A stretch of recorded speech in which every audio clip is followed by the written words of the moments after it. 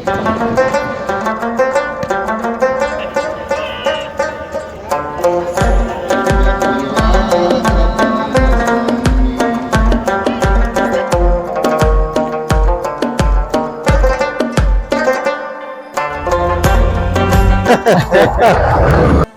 منظرې وي بس ښه ځایونه او غواړو چې تر خپل منځ یو مجلس ولرو. هر اخلاص وایم خوش آمدین بخیر آمدین. تشکر.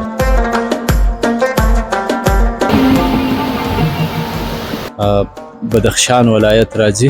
څه په خود کې بې خودي شو او ته لاړې.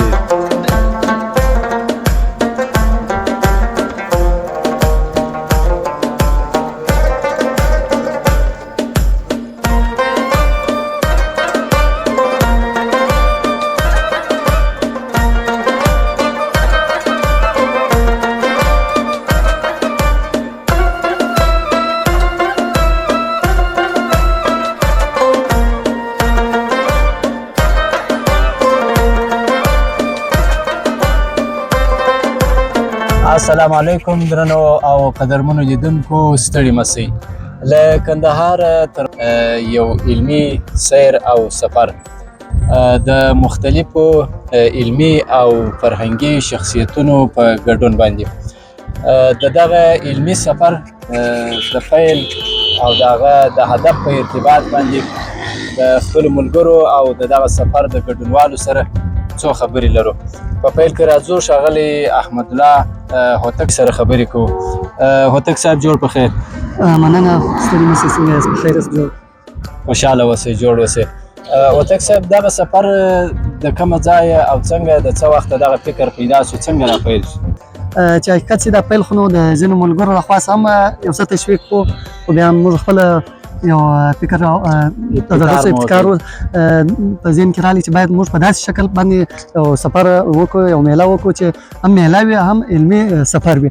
نو په دې باره کې بیا موږ د اطلاعات کلتور ریاست د رئیس سره کښېنستلو، بیا موږ ته یو مکتوب برابر کړی دی چې امنیتي مسؤلین ورسره همکار دي په دې باره کې، او انشاءالله د مربوطه ولایتو اطلاعات کلتور ریاستو ته هم مکتوبونه راکړي دي. انشاءالله موږ باید هغو سره په تماس کې هغوی موږ سره همکاري وکړي. ډېره مننه. راځو ښاغلی حبیب الله کلمل صاحب غږوو او د ده سره خبرې کوو. کلمل صاحب، د دغه سفر او نورو سفرو تر مابین به توپیرونه څه شي؟ ډېره مننه ښاغلی محتاج صاحب، ستاسو او درنو اورېدونکو او لیدونکو په اجازه. ډېر خوشحاله یم چې په یو داسې سفر کې ګډون لرم چې د هغه سفر ټول غړي علمي کدرونه دي، د پوهنتون استادان دي، او همدارنګه د مدرسو او د ځینو علمي مرکزونو مسؤلین او ډاکټران دي. د دې سفر او د نورو سفرونو ترمنځ هدف جلا دی. په دې سفر کې هدف دا دی چې موږ په هر ولایت کې د هر ولایت د کلتور، دود، عنعناتو، رواجونو او همدارنګه د هغه خلکو د ژوند او په مجموع کې یو داسې څه وپلټو چې هغه تر اوسه پورې په نورو سفرونو کې خلکو نه یې پلټلي، او همدارنګه د داسې اشخاصو سره مخامخ شو چې د هغوی څخه موږ څه زده کړو، او که چیرې زموږ سره کوم څه پوهه وه هغه هغوی ته ور انتقال کړو.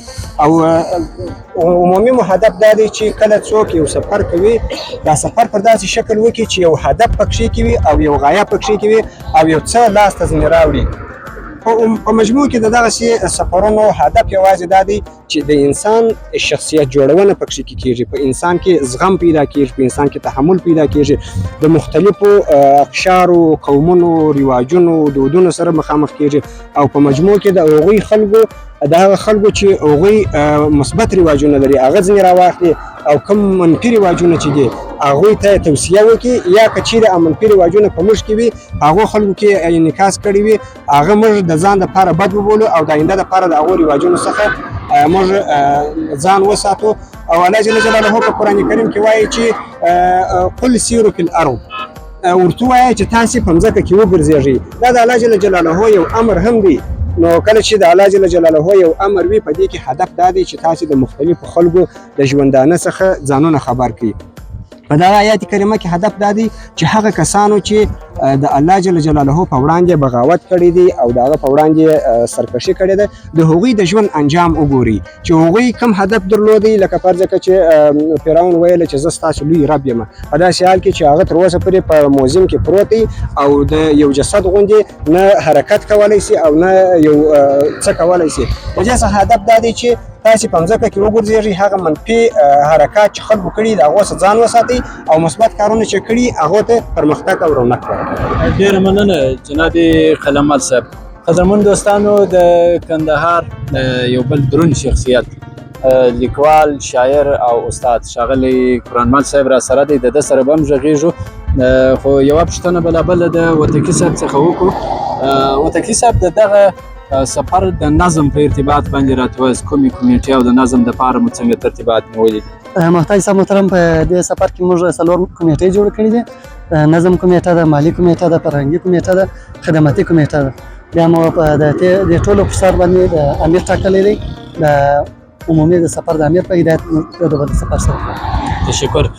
قدرمنو دوستانو، د دې سفر په جریان کې به جناب قرآنمل صاحب د ځینې تاریخي او جغرافیایي سیمو په ارتباط باندې هم معلومات راکوي. اوس به څه خبرې د دغه سفر په ارتباط باندې د دوی سره وکړو. جناب قرآنمل صاحب، جوړ په خیر. جوړ په خیر. متاسف په خیر یاست. ژوند چارې په خیر دي. دا خو مور تاسو په څېر علمي سره راوتلي دي که نه؟ بلکل راوتلي یو. بس خوشبخته یو چې تاسې غوندې شخصیتونه را سره موږ نیکمرغه یو چې ستاسو غوندې درانه را سره دي ورور. تشکر. خصوصا زموږ درانه استادان، زموږ درانه ملګري، دا ټوله په هر یو د خاطراتو یو قاموس دی، د عرفان او د پوهې یو قاموس دی. خبرې خو بیخي ډېرې دي او مسایل بیخي ډېرې دي. په دغه منطقې په استا باندې هغه جغرافیایي موقعیت چې دی، دا مخکې د کندهار په قلمرو کې شامله سیمه وه، خو تقریبا د افغانستان د اوسنیو معاصرو جغرافیایي ولایتي حدود په ساحه کې دا منطقه اوس په زابل ولایت پورې مربوط ده. د پښتنو پراخه په استا باندې منطقوي امپراتوري چې بل څوک نور سره شامل هغه په دغه ساحه کې پرته وه. نو دا هغه لنډ شالید دی. د هغه څخه وروسته په استا باندې په اوسنۍ ساحه کې دلته ځمکې اخوا ته مخامخ شاید معلومېږي د غشي څلی دی، او دا د غشي څلی چې دی د رباط په نامه باندې د رباط په ساحه کې د لوړ درشل احمدشاه کبیر په دوره کې چې کله د هند پر لور باندې لښکرکښۍ کولې، نو پر دې منطقه باندې پر دغه غشي پر څلي باندې به دوی پر دغه استقامت باندې کښته تللی. د دې څخه تر څنګ په دې منطقه کې د حاجي میرویس خان نیکه، د مورني نیکه سلطان ملخي توخي، یا د هغه د مور د نازو انا، یا د هغه د ماما اجاجل کلام په دا ساحه کې په استا باندې موقعیت لري. او دا هغه ساحه ده په استا باندې، هغه کلا ده چې د تاریخ په اوږدو کې به کله په استا باندې د ورېښمو پر لاره باندې د عربو د چین د ساحې ترمنځ کاروانونه تبادله کېدله.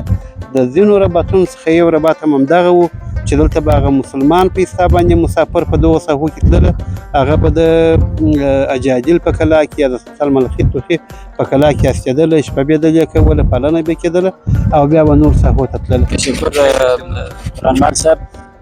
یو کس لا بل هم غږوو، لنډ د کندهار د سیمې نوموتی شاعر او تکړه شاعر پانی صاحب د دې علمي سفر یو ګډونوال دی.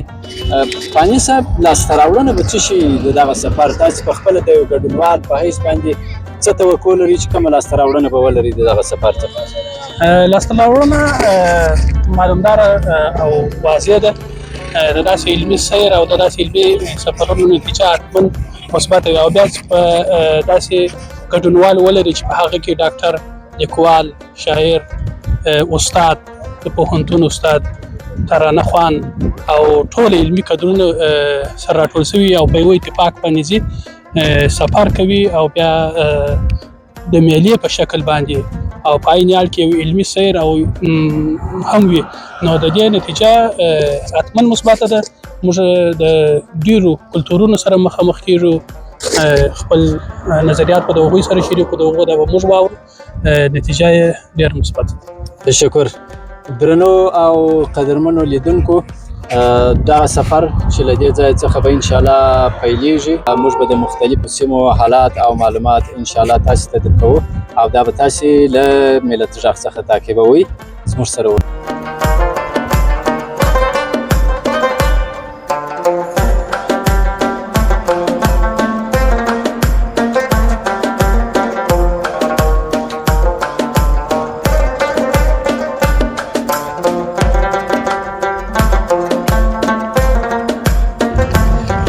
قدرمنو لیدونکو دا هم ښه راغلاست. زموږ سفر دا دی له مقر څخه راتېر سوي یو. دا سړک او لار چې وینئ کابل طرف ته ځي. دلته دوه ملګري په لاره کې ورسره مخامخ سولو. دوی پر دغه موټرسایکل باندې تاسې دا موټرسایکل باندې د کندهار څخه حرکت راکړی دي. نو چې دوی چیرې ځي دا خبرې به ورسره کوو. وروره جوړ په خیر. ستړي مشه ورور ښه یې جوړ په خیر یې. اختر دې مبارک ستاسې دې مبارک چې کابل څخه اختر دا وخت خوشحاله خیر شپه نصیب څه جوړ اوسې. د کندهار د کوم ځای څخه راري سوي یاست؟ د کندهار د ارغنداب ولسوالۍ څخه. د ارغنداب ولسوالۍ څخه. څه وخت راري سوي یاست؟ 12 بجې وي انشاءالله د شپې. د شپې 12 بجې. ښه شپه مو چیرې وه؟ شپه مو نه ده کړې بس بیده را روان په طبیعت. ښه هغه دې سترګې دې بیخي پړسېدې. هغه نو خامخا موټرسایکل دی یا هم ځانونه سره وسا کولی. زما ملګري دی به هم یو وار نوبت چې وي نوبت به زما و. نو دې خواته په کندهار کې ګرمي ده، دې خواته بیخي یخ. نو ډېره ښه هوا ده. بس دغه بل پټو دا پنډ پټو به مو چې یخ به مو څه دا به م راواخلو. من چیرې مو نیت دی؟ در کومه ځایه به ځئ؟ داسې د نورستان او پنجشیر دغه خواته ځو. او بیخي درنه مشکله وی. زود به را پر هره خوا شو وخت انشاءالله زود را ځای چې و ډېر ولایتونه مو په دغه کې چې په خیر ورسېږي. موټرسایکل هم دی او دا خلک وایي دا موټرسایکلان والا پایې تاسو خو به د پایې والا څه نه یاست. موږ د اوسه والا که پایې به پورته کړي نه چې مو زده ښه ښه دی چې نه دي زده. دا بل ملګري سره به ځم او څو خبرې وکړو. جوړ تازه ډېره مننه. خوشحاله اوسې. ښه نو څنګه سفر خو به غمېدلی نه یي در باندې؟ ګورې زما څنګ ته راسه داسې مخامخ. در اوس خو لا نه دي غمېدلي. ښه نو بدخوابه خو یې زه چې هم سترګې دې ښې پړسېدلې دي.